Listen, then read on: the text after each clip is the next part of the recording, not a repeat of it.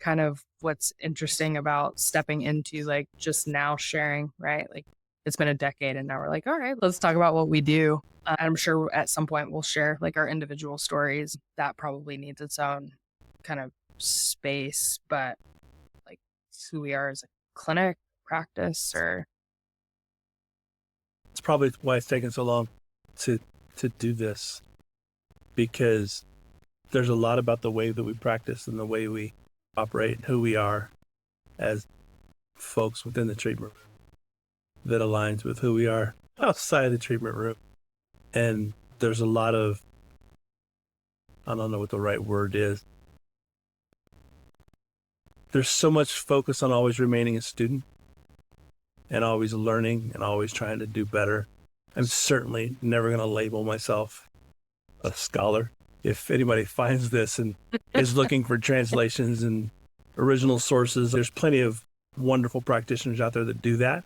I'm not one of those guys that's going to sit here and quote the Sue Win for you. I have places I can look for that information and trust those resources. But if that's what you're looking for on this, but to sit and feel like I've got something to teach is a strange place to find myself.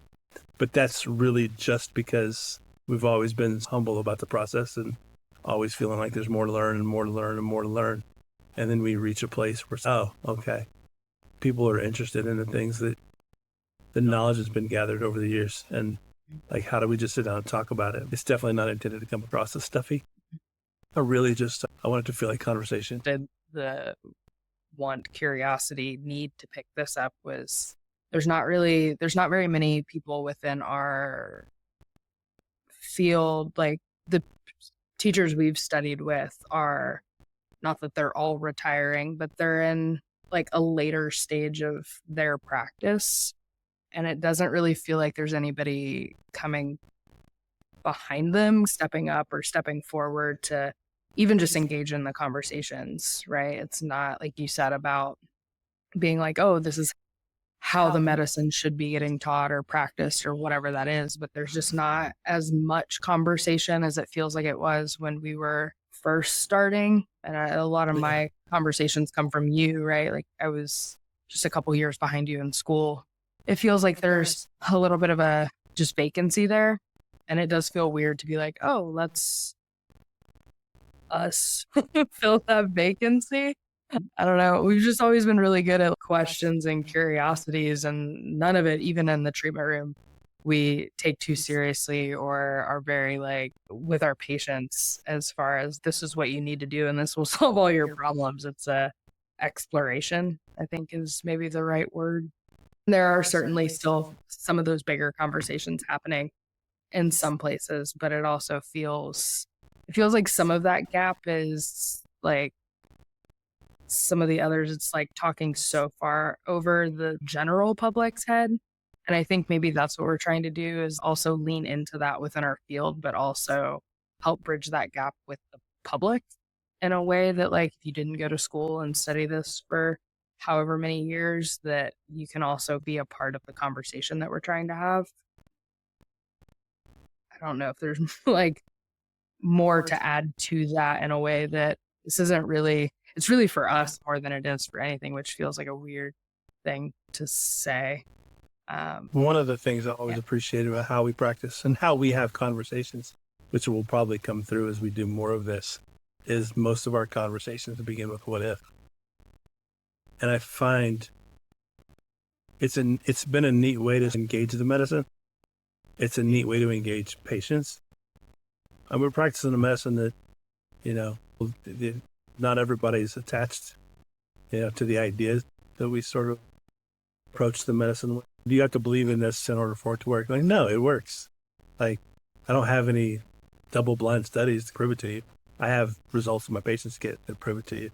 And when a patient comes in and they have this thing going on that their doctors just really can't solve, or they're like, oh, everything's fine, or I don't really understand why, or they just start putting them into boxes, but they're still having the same. They're not solving things for people.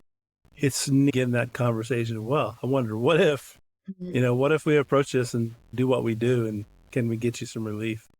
And it's been amazing to be able to like bridge that for a lot of people, especially when Oftentimes, the last place you're going to go is somebody's going to poke them with needles, and they're down to the, I don't hope sounds so dramatic, but they've tried everything else.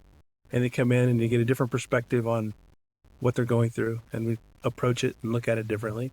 And next thing, you're starting to get some relief, and things are moving in a direction that they've been told things would never be right again. We've worked with veterans who were told they'd never be out of pain, and they were out of pain. We've worked with patients that have just had to be, no, this is doctors, this is something that this is just the way it is, and you're going to have to live the rest of your life with it. And somehow they find their way in, and they're finding relief and healing things that they were expecting to never get relief from. It's been fascinating that way. I think learning the medicine is interesting that way too. The conversations we have usually start there, and they're usually more of an exploration of what's possible versus, no, this is absolutely the fix, which we got to study the medicine, the prescription things that are in traditional Chinese medicine or TCM these days. What if we approach the person like they're a person and not just another migraine that needs a prescription of points versus a prescription of meds? Like, what if we approached it that way and treated the person? Yeah, it's just a powerful way to practice and show up in the world. So we'll see. We're doing this because we want to take care of people. We haven't built what we've built here for any other reason than we just want to find alternative ways to take care of people that may be outside of the box thinking or something that, they had never considered before. We've got people in our CrossFit gym right now that you'd never find in a CrossFit gym. And they found their way in because they've got results in here and they trust us and all those sorts of things. And they're moving in ways they haven't moved in forever. Building community and all the sorts of things, which we'll go down the CrossFit road someday. But all of it is about living a nourished life. There's so many different aspects of what we do. And it's cool to see how we meet people, because not everybody, it's not like they become patients and then launch into everything else. It's usually the other way around. Like, we meet them through some other off topic thing that we're doing, and then, oh yeah, we're acupuncturists, which I think is interesting timing with us doing this. I know you and I have had a lot of private, personal conversation as far as we've spent the last year building a gym, which is wonderful and awesome and all of these things. And it's only in the last probably month and a half that I feel like an acupuncturist again, because all of the focus has been spent on that. And we took a class recently that kind of overlaid the two worlds, but it's what it's all coming back to. So it's cool we've always had this joke of expand, contract, right? Like, we've just been expanding, and to be contracting back to Chinese medicine and acupuncture, and just coming back to the heart of who we are and what we do and the reason that all of the other kind of sprouting projects started to begin with. The others were just branches off of this. And yeah, so it's interesting timing to be bringing it all back home to